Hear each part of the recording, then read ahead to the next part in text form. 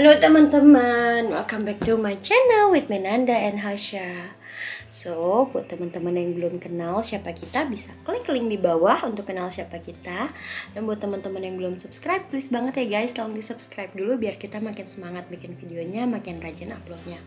Guys, ini aku sebenarnya bukan berita bagus ya, jadi kita ada update tentang kondisi di Belanda dan juga di Jerman.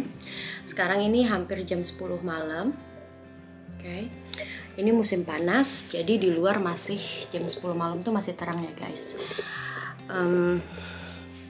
Di sini kita mau sampaikan berita bencana dari Belanda dan juga Jerman. Jadi beberapa hari kemarin ini memang lagi terjadi banjir bandang di Belanda, Jerman, dan Belgia di antara perbatasan tiga negara tersebut. Karena di tiga negara itu terdapat sungai yang mengalir ke arah Belanda ya. Sedih. Kalau nggak salah di Jerman 1.300 orang masih hilang, puluhan orang meninggal. Di Belanda juga banyak yang terdampak, terutama di provinsi Limburg. Jadi provinsi Limburg itu aku pernah holiday ke sana. Kalau kalian nonton vlog aku 3 bulan atau 4 bulan terakhir ya, kota Roermond, pokoknya Maastricht itu lagi kena musibah. Aku nggak nyangka sih bisa sampai separah ini banjirnya gitu. Dan kenapa aku sekarang bikin video jam 10 malam? Karena suami aku barusan dapat telepon dari Palang Merah Belanda. Karena suami aku itu kebetulan dia volunteer atau sukarelawan di organisasi Palang Merah Belanda sudah 8 tahun terakhir. Dan dia juga aktif banget ya, volunteernya, sukarelawannya tuh bukan cuma kalau ada bencana atau ada event-event gitu, tapi juga dia aktif di organisasinya. Sayang, kita tungguin papa pulang nah. Jadi suami aku barusan ditelepon, katanya bakal ada prediksi hujan dan banjir susulan di provinsi Limburg, Belanda, yang katanya lagi damnya tidak bisa menampung banjirnya. Aku sedih banget mendengar berita ini karena Utrecht sih jauh ya. Alhamdulillah, mungkin mudah-mudahan Utrecht nggak kena gitu. Tapi hati aku tuh kayak nggak pernah ngebayangin kalau Belanda, Jerman itu bisa kena musibah seperti ini. Karena Belanda tuh untuk masalah tata air itu bener-bener mereka tuh sudah sangat disiplin, sudah sangat modern, sudah sangat canggih. Karena dari sejarah yang aku pelajarin, Belanda itu pernah kena banjir terbesar itu kalau nggak salah tahun 50-an di provinsi Zeeland. Makanya setelah itu mereka benar-benar kerja keras untuk gimana caranya melindungi negaranya untuk semua bikin dam, karena 60% wilayah Belanda itu ada di bawah laut. So sekarang suami aku lagi ke kantor Palang Merah Belanda yang di kota Utrecht. Lagi ada yang harus dia urus dan harus ada orang tambahan yang dikirim ke provinsi Limburg. Provinsi Limburg itu kira-kira 2 jam dari sini, atau sekitar 200 km ya dari Utrecht. Terus aku tanya kan, apa kamu harus ikutan juga gitu ke provinsi Limburg untuk menolong orang? Aku bilang gitu ya. Ngantuk, anaknya ngantuk, tapi kita masih berdua aja. Padahal ini hari Sabtu nih. Sayang.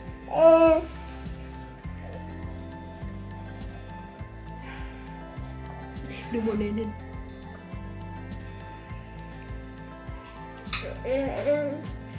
Aku bilang kan gitu ya. Dia bilang belum tahu sih, mudah-mudahan aku nggak harus sampai turun ke sana. Dia bilang gitu. Tapi aku harus tetap ke kantor, ini standby, dan malam ini handphone aku nyalain. Kalau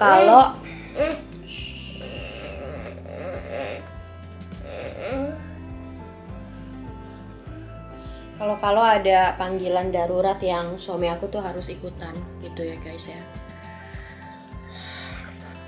Oke teman-teman, Hasyanya udah tidur. Sebenarnya juga ya, aku tuh banyak belajar tentang nilai-nilai kemanusiaan itu dari suami aku. Jadi waktu awal aku ketemu dia, memang dia nggak punya agama, dia ateis. Tapi dia tuh hatinya sebenarnya kayak lembut banget, suka penolong banget sama orang. Jadi waktu aku baru pindah sampai sebelum aku hamil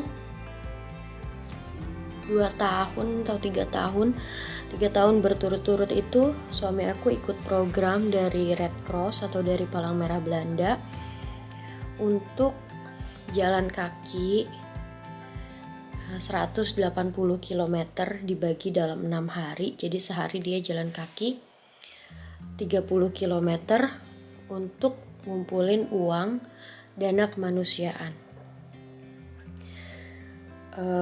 Bersama 6 DJ top di Belanda ya. Nama acaranya tuh kalau kalian mau googling namanya Serious Request yang diadain sama 3FM Belanda sama Palang Merah Belanda. Waktu itu dana yang terkumpul sekitar hampir 2 juta euro gitu ya, atau 30 miliar pada saat itu. Terus disumbanginnya untuk pemberantasan penjualan perdagangan manusia di Amerika Latin, terus untuk nolongin orang-orang yang miskin di Afrika yang kelaparan kayak gitu guys. Dia sengaja waktu kita belum punya anak, dia sengaja ikut itu.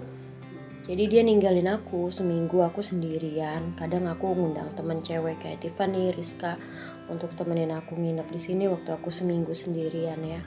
Suami aku lagi acara penggalangan dana gitu. Sampai dia ambil libur kerja seminggu, cuti kerja seminggu demi ikutan acara tersebut gitu. Makanya sekarang udah mau tengah malam nih. Aku barusan ke potong ya, ini urusan Hasya. Tidurin dia, nenenin. Sekarang jam 11 malam, dia masih bela-belain ke kantor Palang Merah dulu untuk standby, nolongin koleganya kalau misalnya perlu langsung ke Limburg gitu.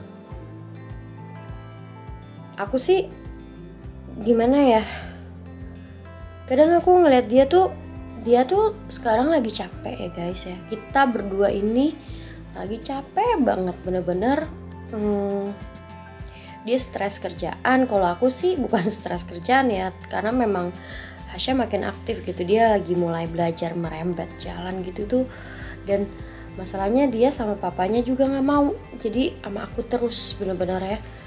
Aku tinggal 2 menit aja tuh nangis kejar gitu. Jadi aku kayak ngerasa, tolong dong Hasya gitu, bantuin mama sebentar. Kayak ada hal-hal yang aku nggak bisa bawa anak, seperti aku ngepel kan aku nggak bisa bawa anak ya guys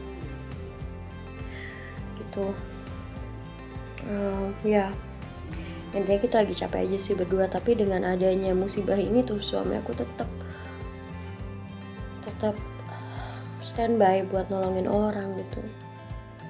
Maka itu yang aku salut dari dia. Dia belum kenal banyak masalah Islam, tapi aku jauh banyak belajar tentang gimana jadi orang yang dermawan dari dia. Dermawan itu kan gak harus kita menyumbangkan harta ya. Kita menyumbangkan waktu dan tenaga yang lebih berharga aja itu udah juga sebuah amal soleh gitu teman-teman. Doain aja ya, semoga. Aku sedih gitu, di Indonesia lagi pandemi parah. Aku telepon orang tua aku, tanyain kabar mereka. Aku bilang udahlah kalau bisa nggak keluar nggak usah keluar. Aku berusaha jamin mereka gitu ya. Untuk kebutuhan dasarnya tuh udah tercukupi gitu teman-teman.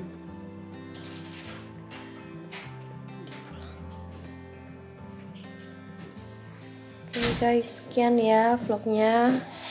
Berita sedih, semoga kita semua kuat buat menghadapi dunia ini yang lagi kurang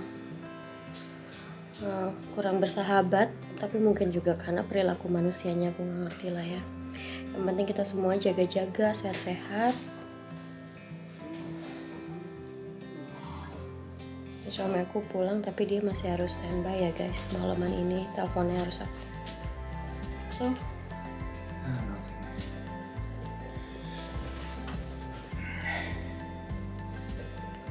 semangat buat kita semua.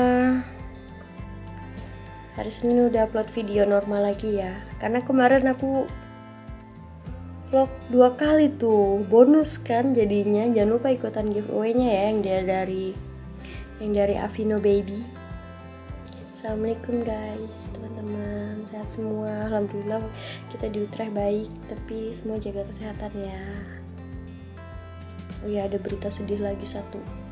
Papa aku WA aku, katanya teman kuliahnya dia yang biasa nonton vlog aku, dia sampai selalu chat ke papa aku, anak lu tuh pinter banget ya, hebat banget, wanita tangguh, aduh cucunya si Hasya cantik banget gini. Ternyata beliau meninggal gara-gara COVID guys. Ada salah satu subscriber aku, teman kuliahnya papa aku juga meninggal. Kita semangat terus ya guys ya. Assalamualaikum, cantik. Salam sejahtera.